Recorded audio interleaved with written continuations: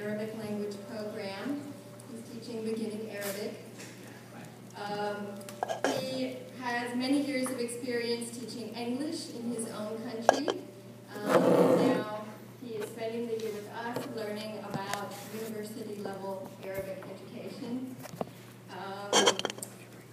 I'm pleased to let you know that we are growing the Arabic program at Instructor. Students can begin their coursework now and proceed as we begin to build the curriculum.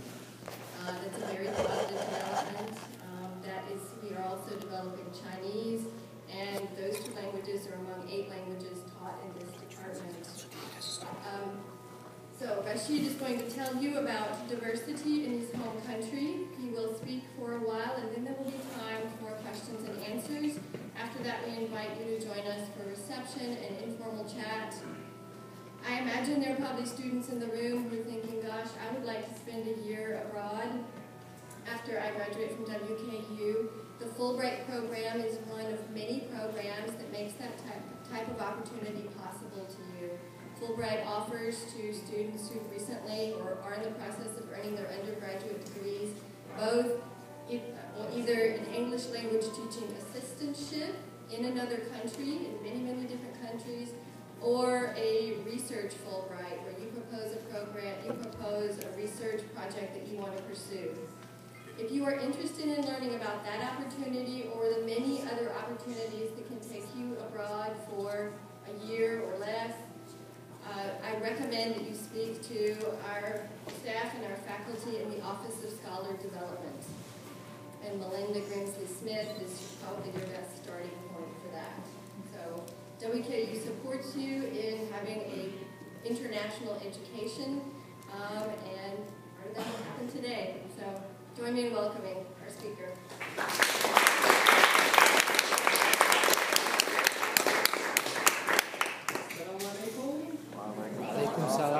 Very good. Already speaking Arabic. That's good. I'm really pleased to present my presentation here. First of all, I'd like to thank all of you for being here. I know that you are curious to know about Morocco and the Arabic countries. So I'd like to thank everyone, Dr. Laura Dr. Laura Maggie for all her efforts she's doing. I'm really lucky to be here. I will work with very helpful and kind faculty members. I really enjoy my stay here. It's a really great experience. As you see, my presentation is about Morocco, the country of diversity and coexistence. Rational. Why I have chosen this theme of the presentation? Because Morocco, it is in a very strategic place in northwest of Africa. So here, long time ago, there were many ethnicities and many who settled there. But also, Morocco is a place of diversity in terms of everything, of music, of food, of things, because of many people who are really living together, in Morocco. And another reason is that I am a Fulbrighter. I think that you have an idea about what is Fulbright. The Fulbright program. It comes after the name of G. William Fulbright, who was a USA Senator in Arkansas from 1945 to 1975. He was the one who really created this program. Why? Because after the Second World War, there were many wars. After that, there was war in Vietnam and a lot of things. So there was a kind of misunderstanding between the nations. So he thought, fine, we waste a lot of money on wars. There is lack of understanding. So why don't we actually create a program that would create a kind of understanding, mutual understanding between the United States and different countries. That's why Fulbright is created. So it is created for understanding, for peace, and for diversity between ethnicities. We know about each other. That's actually why I have chosen this as the title of this presentation. This is the outline of my presentation. Okay, there is part one. Okay, on Morocco today, I will talk about location, kingdom, religion, languages, main cities. The part two would be the aspects aspects of diversity in Morocco, concerning geography, recipes, food, music, clothes, wedding, and celebrations, etc. So, location of Morocco. This is Morocco. Okay, it is in northwest of Africa. So this is its location. As you can see, the borders of Morocco. In the north of Morocco, there is the Mediterranean Sea and Spain. We are just about less half an hour between us and Spain by ferry. You know, and we have in the south we have Mauritania. In the west we have the Atlantic Ocean and Algeria. Then in the east we have Algeria, Morocco, and the United States. Okay, so this is okay. Yeah, this is okay. This is where I come from. Okay, especially in the south of Morocco, in the south of Morocco. And I can hear it says Bowling Green. This is where I am now. That's it. So it's really nice to be here. Yeah. All right.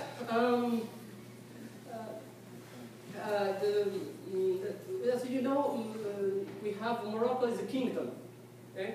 And this is right, okay, the king of Morocco. He's Mohammed VI. This is his father, Hassan II, and this is his grandfather, Mohammed V. So it's a kind of you know, monarchy, you know, yeah, you know, grandfather to father, then he has his son. Okay, maybe he's older, immediately the king of Morocco.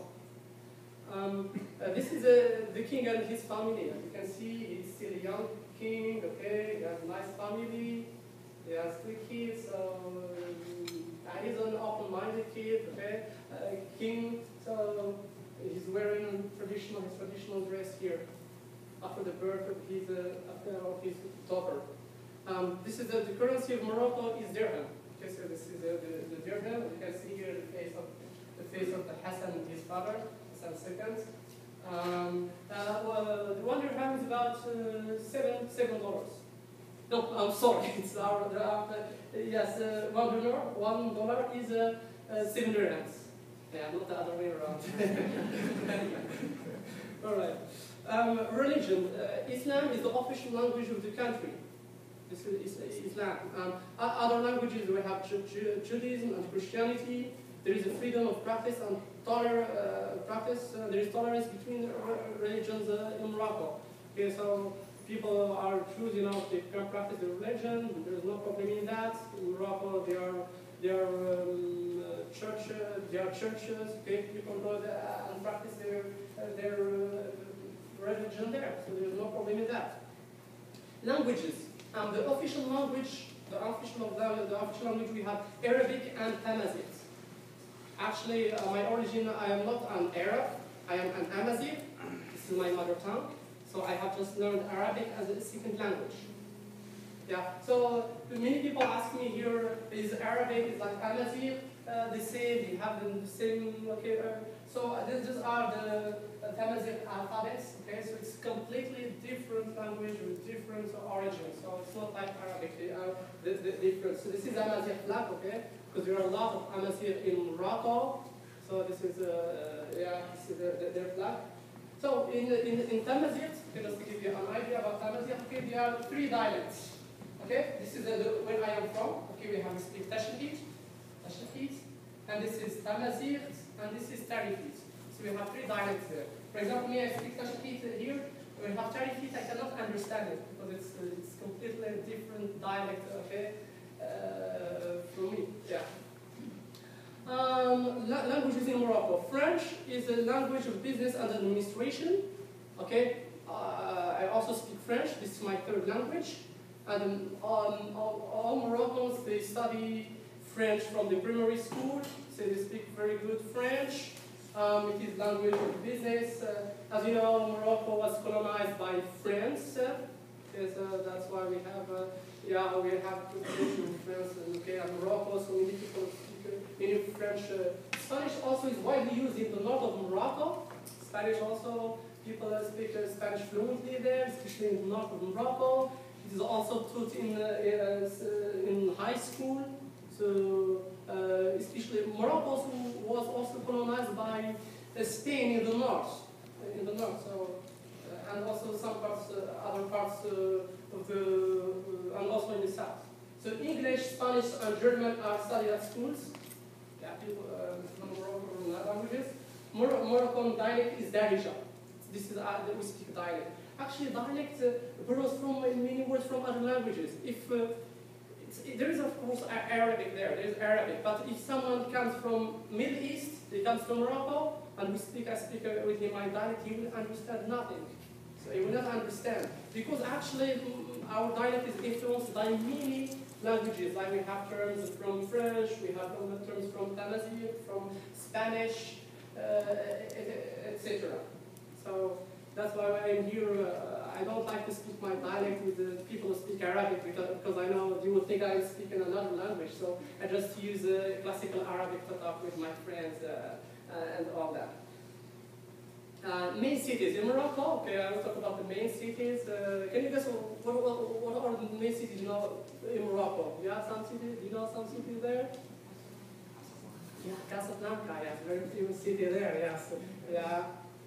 Rabat, yeah, that's very good. Yes, as you know, Rabat is the capital of Morocco. It's the capital. So this is Rabat. This is okay, Rabat. This is Hassan. Okay, Hassan II Tower. Okay, this is a very famous monument historical monument in Morocco.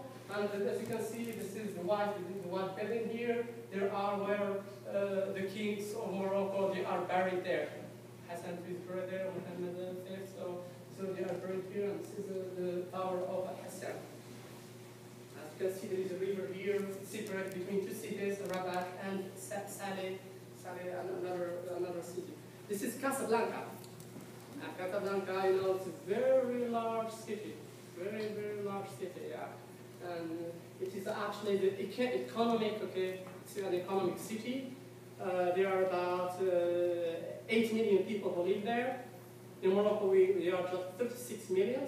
So as you can see, a lot of people live in Casablanca. Casablanca at night, okay, at night. So as you can see, this is Casablanca.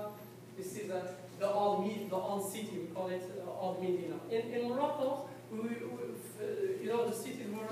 There was a kind of old cities which were built. Then, because there are other buildings which come, then new buildings are built. Yeah, as you see here, different okay, forms of buildings. This is Hassan II Mosque. This is a very famous mosque in Morocco. It's Hassan II. Okay. Mosque, as you can see, is built on the sea here. It was built by Hassan II, okay, the previous king of Morocco. This is Morocco Mall. Yeah. Some people say, is this Africa? Is this Morocco? Yeah, this is actually the largest mall in North Africa, maybe in Africa. You know, it's a very large one. Okay, it was raised 2 years ago. As you can see, there is the sea here. Very large mall. So, yeah. Okay, so that's it.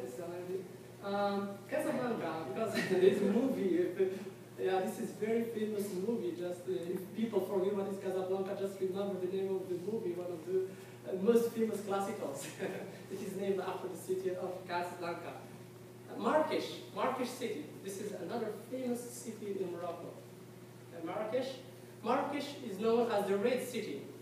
It's the most important former imperial city in Morocco's history, so it has a long history. Marrakesh is the largest traditional market in Morocco and also has one of the busiest squares in Africa and the world, Jam el-Fna. Okay, this is one of the largest squares in Africa, it is Jam el-Fna. So, as you can see here, there are businessmen here, a lot of people come in, there is music, there is culture. So tourists, whenever they come to Morocco, oh, I have to go to Marrakesh, I have to visit Jam el-Fna. Yeah, so this is as you can see, it is very crowded with people, there is food, all Moroccan food here, people, a lot of tourists tasting and enjoying Moroccan food there. There are also snake charms there. Yeah, you can Yeah, they are there, so there's everything, whatever you want there. As you can see here, so there are people, sometimes you when you come, okay, try, they hang the snake on you. They hang the snake on you, you can take photo with snakes, okay, a lot of things, yeah, it's really, yeah, it's amazing. Yeah. They know you're supposed to stay on the carpet. Actually, they are not, they have never got anyone here. Because actually, they talk, that's what we call it, that, yeah, from there, yeah, they take it off and how to keep them there, yeah. Yeah, so. Sometimes, people just come here and stay around them. Sometimes the snakes are there, so he knows how to play with the snakes. He controls the mind. I don't know how does it happen. Yeah, that's it. Part 2, aspects of diversity in Morocco. I will talk about different aspects of diversity in Morocco. The geographic diversity of Morocco. As you can see, in Morocco there are many players, okay, especially in the northwest.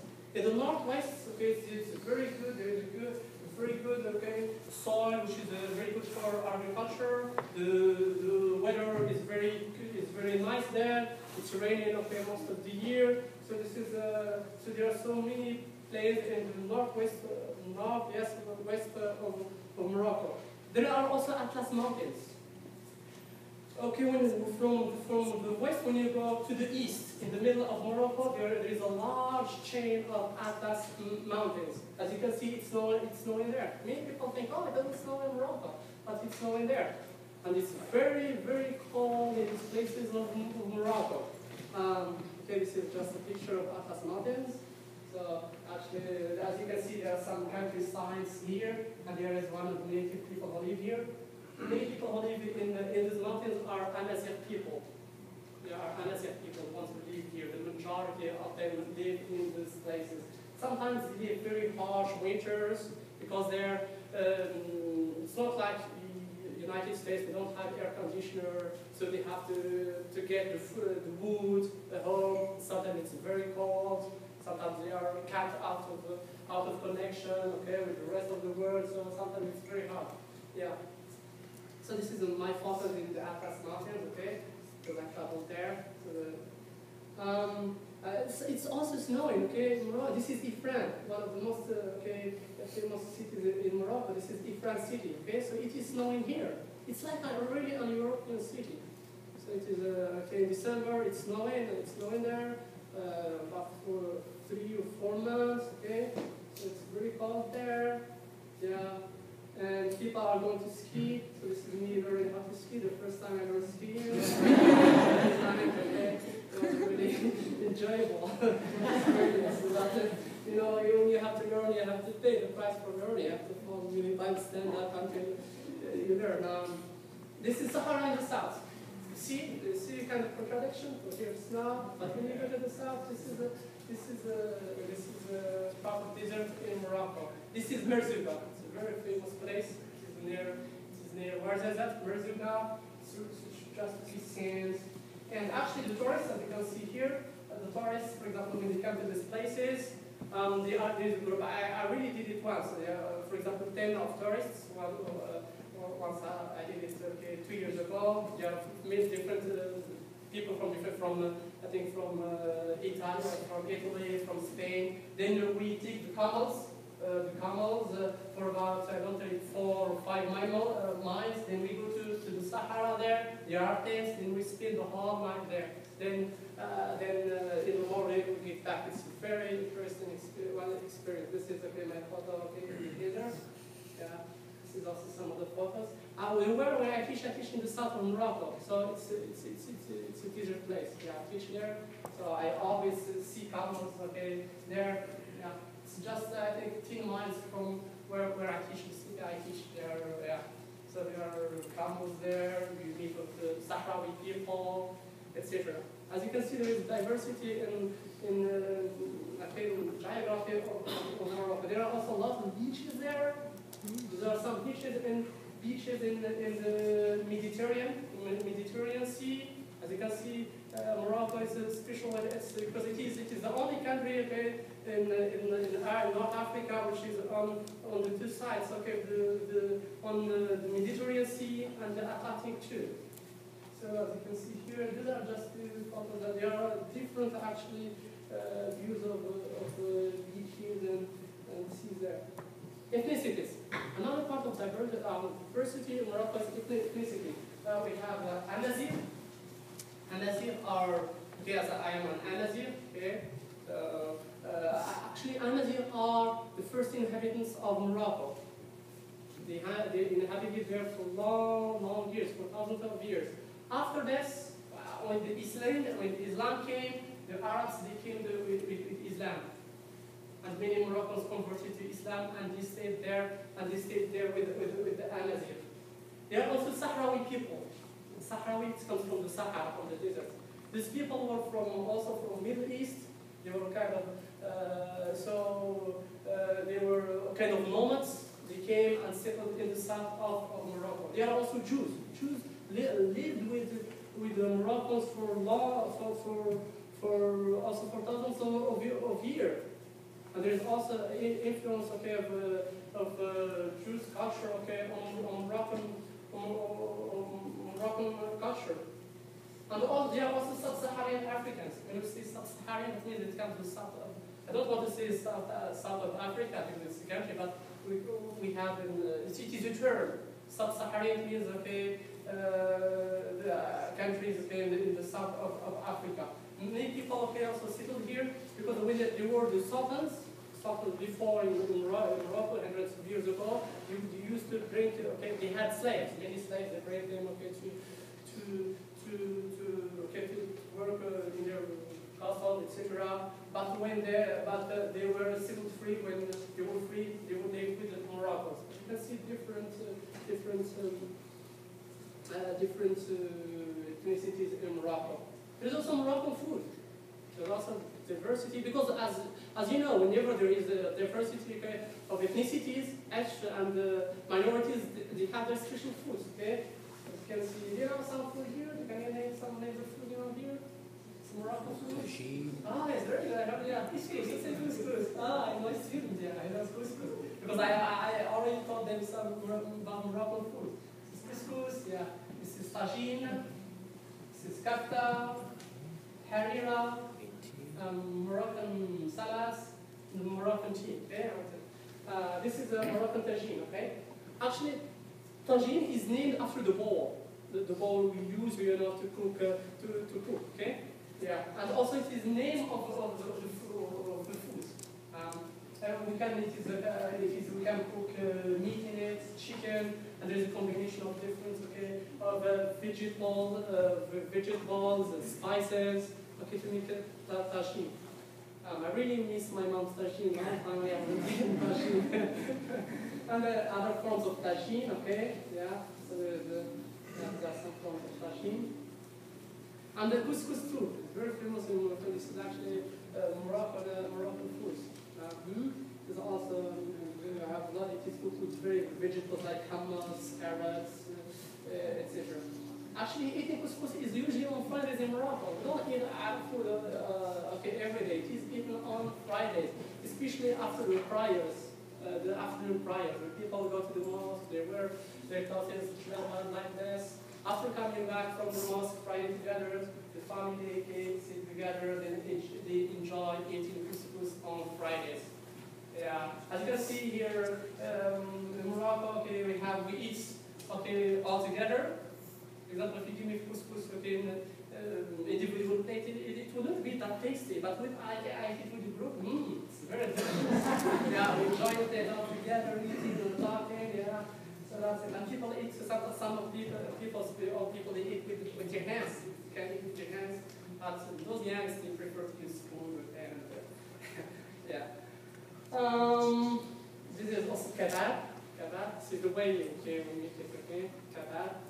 It is meat, okay, then we put here meat, some onions, some spices, put them together in the stick, then we cook them, okay, and here on fire. And there are also many other varieties of food that I cannot talk about all of them. There is also Moroccan tea. Moroccan tea is very famous, okay, it's very special. We drink it hot, okay, it's hot Moroccan tea, okay. The first time I drank iced tea here in the United States. Yeah, I usually drink. It is also prepared. It is usually prepared with mint. Mint, okay? Yes, mint has very nice flavor when you mix it with hot water and tea. And actually, whenever you enter, okay, where are you guests? Okay, somewhere when you sit down, the first thing that people introduce to you is the tea. They bring you tea. Oh yes, you're welcome. Then we drink tea. We drink the tea all together. We enjoy it and speak. Whenever people are together, there should be tea. There is no tea, okay? It's okay for the family. It's like they are not welcoming the person. It's not. It's inappropriate for them. Okay, so it's something cultural. Moroccan clothes. Also, there's a variety. Okay, Moroccan clothes. You can see here. This is women jalaba. Jalaba. Women wear it. Okay. Yes, for the jalaba, you know, it has a look like this, but it's for women. Okay, this is okay, hijab, you wear it with it, okay? There is also the Moroccan kaftan. I thought this kaftan is only, okay, kaftan refers to the Moroccan garment that looks like the jalaba, but without the hood, okay? Like other garments, it has gone through changes over the years. This is a sample of the kaftan, Moroccan kaftan. Okay? So it goes with fashion, just some changes, okay, in the fashion. There is a metha in the Sahara. As I told about Sahrawi people who live in the south. So they wear such a cloth. It is called malahfa, okay? Because of the weather. Because the weather actually affects, you know, the way we should wear our clothes. It's not just a choice. So they wear it because they're, you know, it's very long. Whenever it's windy, you can just put it like this to prevent the wind from, okay? And Amazigh dressed in the south. This is where I come from. This is where I come from. Okay, here in Amazigh, some Amazigh tribes, they are very actually. Girls, they don't show, for example, they face, you know, to other people, especially they are new. They are very conservative, so they wear like this. For example, they don't show their faces because they are very conservative in the south of Morocco. This is Amazigh jewelries. Okay, these are some jewelries. Okay, as you can see here, so this is some Amazigh girl in my region. Whenever there is a kind of wedding ceremony, they wear such jewelry. Okay, yeah. What else? This is a form of jewelry, Amazigh jewelry in the south of Morocco. Yeah. Now we move to men's clothes. We have jalaba. This is a jalaba, okay? As you can see, there is light jalaba, for example, like this one. You can use it in ceremonies or anything. And then there is also this one. This is jalaba that is made of wood. Especially people who wear it in the Atlas Mountains where it is very, very cold. Okay? So this one is made of wood. This one just is light for just to wear it to the malls or in celebrations. This is my jalaba, okay? This is my jalaba. Yeah, there are different forms of jalaba. This one too. Dura in the desert. This is in the desert. Sahrawi people, they like, okay? They call it the dura. It is very long. It has very long hair. Okay, as you can see, people here. Because why it is very long? Sometimes when it's sunny, you just put it on your heads and you can walk. When it's windy, you can just use it around there. It has many actually purposes to defend them against weather and so many things. Okay, Moroccan music. Of course, Moroccan music is very diverse too. Because each ethnicity has its style of music. So here in music, I will show you some pictures at the same time some videos, okay, just to show you some videos, because music needs to be heard, not just in pictures. This is Andalusian music. Andalusian music. Andalusian music, it comes from Andalusia, you know this word. It's in Spain. This type of music, okay, as its name indicates, it comes from Al-Andalus or Andalusia. Okay, it is in Spain now.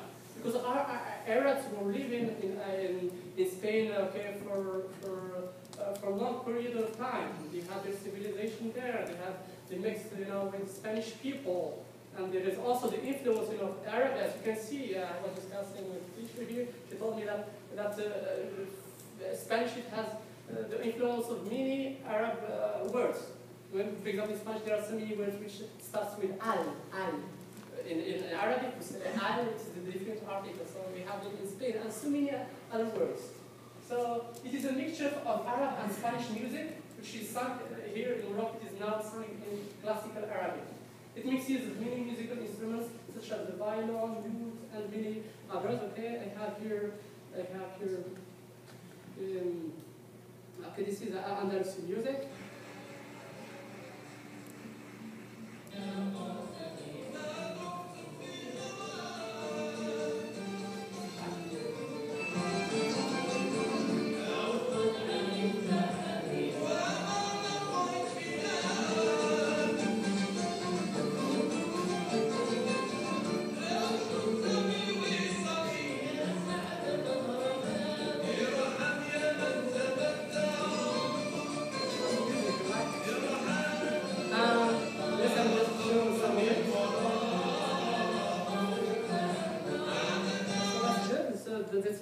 This is Andalusian music, and also there is a kind of flamenco and Andalusian music. So in Morocco we have this style. Okay, we combine between Spanish and Moroccan music. This is a part of it. This is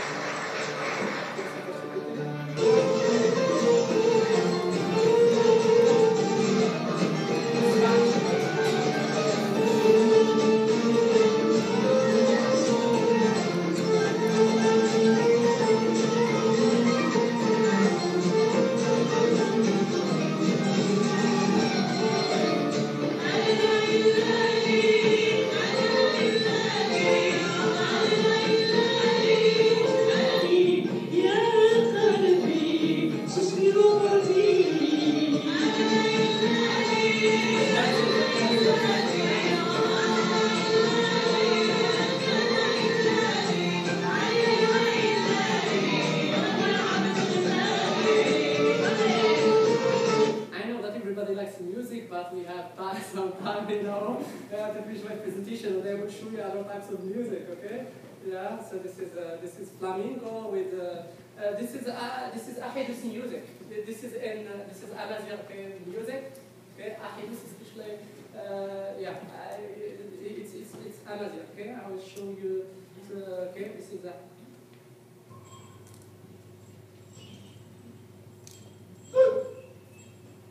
This part of Morocco are really resistant. Very harsh resistance against the common, okay? France and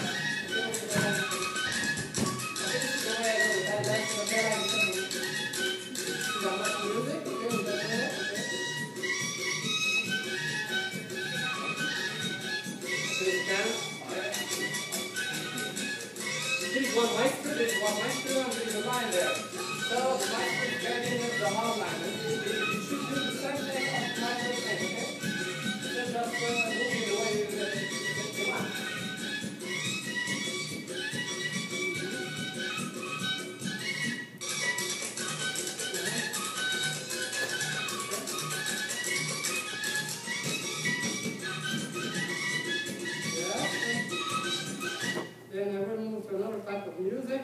This is Gnawa music. It's another Ghana. I don't know if many of you know about Gnawa music. This Gnawa music was brought by people who are in the south of Africa. They were slaves in Morocco, so they would bring this kind of music as a kind of the way to, yes, they brought this kind of music to Morocco. As you can see, they are Gnawa people, okay? This is Gnawa, okay? This is good for that Gnawa. I will show you the type of music of Gnawa.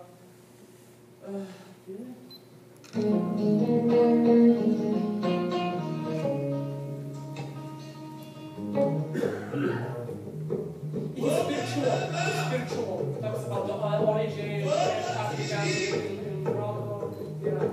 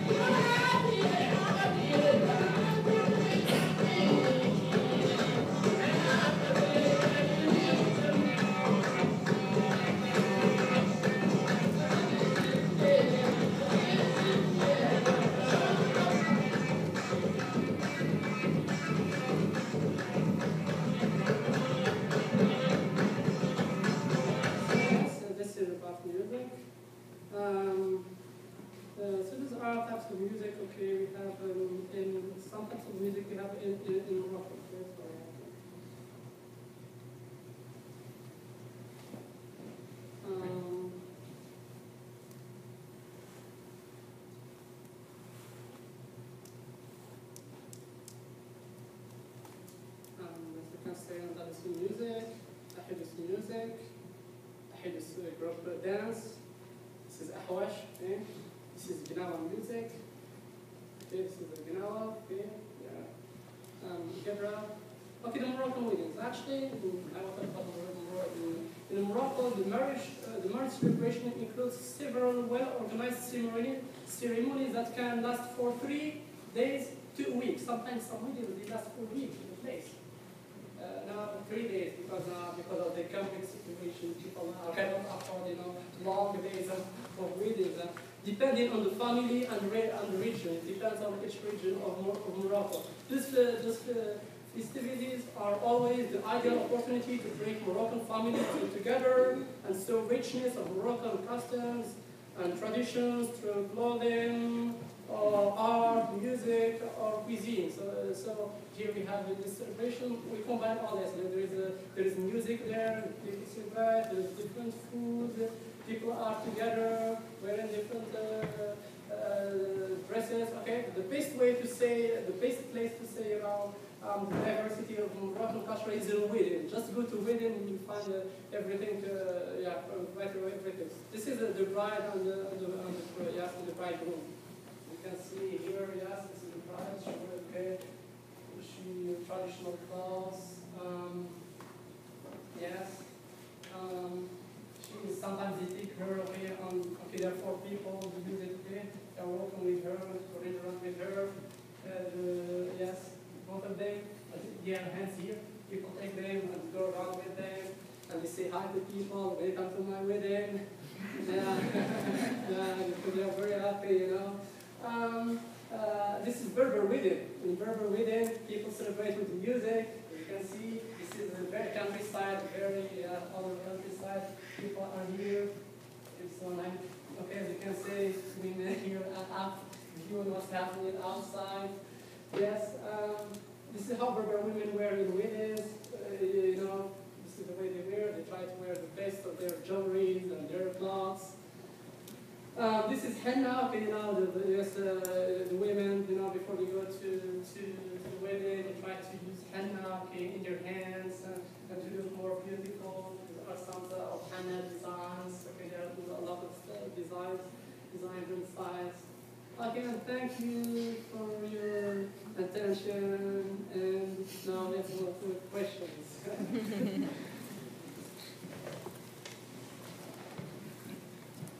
What types of products, commodities is Morocco known to produce? I've heard leather, carpet, drugs.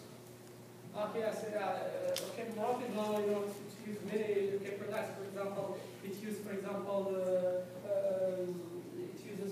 we have what your shoes, you know, shoes. There is leather there, leather. So we make a lot of different products from the leather. Okay. Some many things like, for example, these shoes, many designs, okay, for tourists, etc. Yeah, and what else? Morocco is also, yeah, I didn't talk about it. Can I talk about the economy of Morocco? But it's okay. Yeah, because I didn't talk about Moroccan economy. For example, Morocco is known, okay, of its agriculture. Okay. Agriculture, we export many things like oranges, fruits, etc. Outside, Morocco is also another thing. Tourism. Morocco now tries to invite as many tourists as possible. It is bringing a lot of infrastructure, and they are making roads, hotels, as that people can come and see the diversity of Morocco.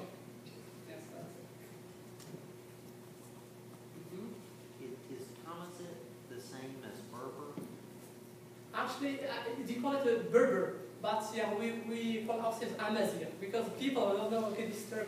Yes, it's the same thing. Okay, it's just some they call it Berber, but and also Amazigh. Okay, yeah, it's the same. Yeah, it's the same. Fez is a fascinating city. Is it Fez? F-E-C? Am I pronouncing that correctly? Yeah, Fez. Yeah, it's Fez. Actually, Fez is the city of knowledge. Okay, there were many old universities in Fez. Yeah, a lot of people really come to visit. It's called Medina. Yes, it's very large, and it has a very large history there. Yes. It is called Fez. Fez, okay, or Fez. Fez in Arabic. It's Fez. Fez. With S at the end. But when you learn about, for example, in French or in English, we see Fez. Okay? But Arabic we say Fez. S in Arabic language. Yes. Where does the name Morocco come from? Actually, Morocco, yeah. I really don't know what is originally. Okay, yeah. I tried to, but I didn't find to know. Why is it called Morocco? Yeah. Okay, Morocco. Wait. Okay, I think I know the answer. Al-Maghreb. This is the exact name. Because when you told me Morocco, I tried to convey Morocco, but in Arabic. Yeah. So Al-Maghreb, we have Al-Mashriq. Al-Mashriq is the east. Sharq, east. Al-Gharb is the west. And Maghreb, it is called Maghreb because it is in the extreme west of the continent, especially in relation with the Middle East. Yeah, when you go to the Middle East, you go, then Morocco, it is okay. There is Atlantic just behind it. That's why it is called Maghreb. Thank you. Can you say something in tongues here? تمازيغ. مرحبا بك دار الحقيق. كي اسمي رشيد أبيسن، جيت أستاذ شكيت سنة كان باش هاد الثقافة تعرف الثقافة. مرحبا بك دار الحقيق.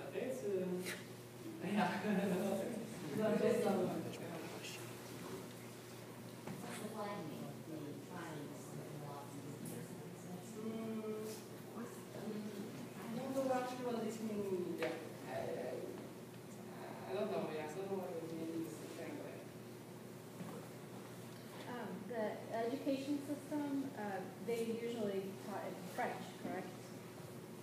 Or in the French, like in colleges, are they trying to go towards French or English? Because French is still a big influence. Yeah. It's the main dialect. Okay, just to explain a bit here how the languages. For example, when we started in the primary, we start with Arabic. The primary we start with Arabic. Then after 2 years, okay, the third year we start learning French. So I started learning French, third year in the primary. Then I was learning French and Arabic. Then I started learning English at high school. This is where I started learning high school. I started 3 years there. I was just studying French plus other languages. I was studying French, Arabic, philosophy, and all of things. Then when I got my baccalaureate, I went to university. Then I was doing English literature and linguistics. So are colleges leaning towards one more than the other? Because the students are learning French at a young age, and then also the English influence is getting very large. So is there one primary language that's being focused on in the universities, like French over English, or is it just required that they know all of them? Actually, when you go to college, for example, you want to study maths, or you want to study science, or you want to study other, sometimes political science, you can study them. They are studied at French. They study at French.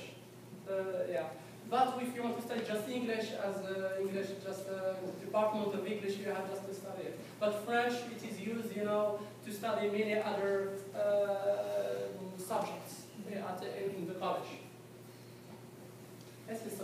When you said that you start learning French at the third grade, you learn it as a foreign language, or later on you start to use it to learn, let's say, chemistry in French, or you continue to take chemistry in Arabic and pursue French as a foreign language? Well, I started learning French, because we don't speak actually French. We don't speak French, in Morocco we use Berber and Arabic, outside to communicate with it, So it is just studied at school. But in Morocco there are some families, French is kind of a language of prestige for some families, especially in large cities like Casablanca, Rabat, Marrakesh. So people who really, when they speak French, they show that they belong, to a high class.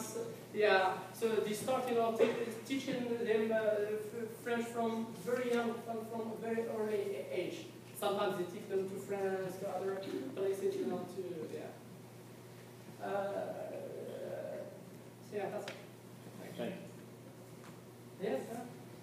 Today, for Moroccans, what's one of the major challenges for your country? Some of the, we can say that economy for Morocco is good. It's not that at the top.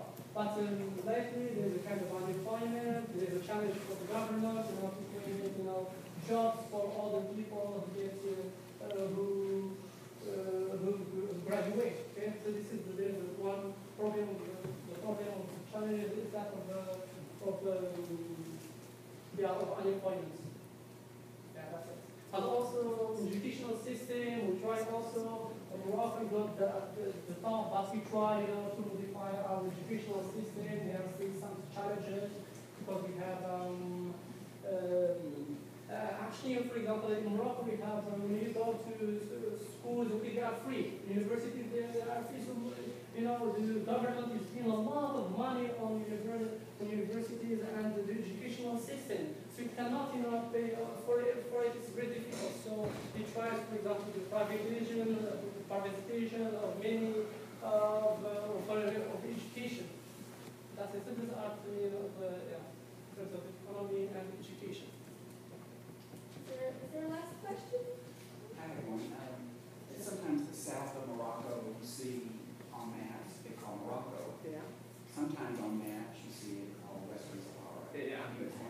Okay, well, yes, I will explain it. Well, actually, there is this Western Sahara, there is kind of conflict, okay, between especially Algeria and Morocco, with this part of Morocco.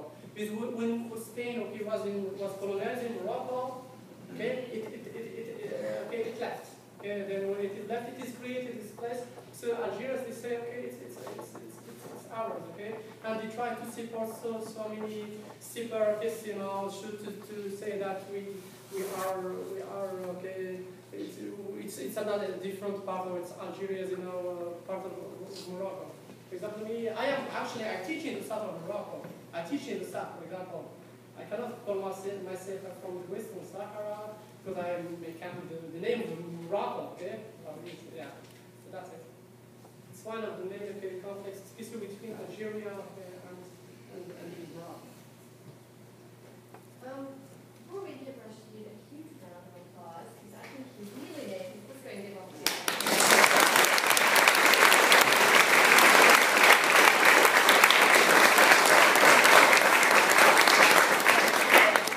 there's not anyone in the room who's not convinced of the diversity of Moroccan culture.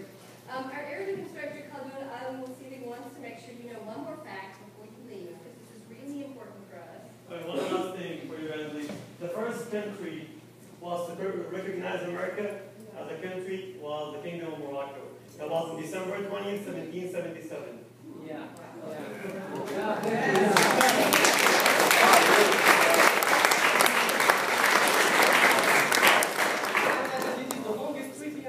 Of the United States, okay, a relationship, with other countries. It is the longest, treaty.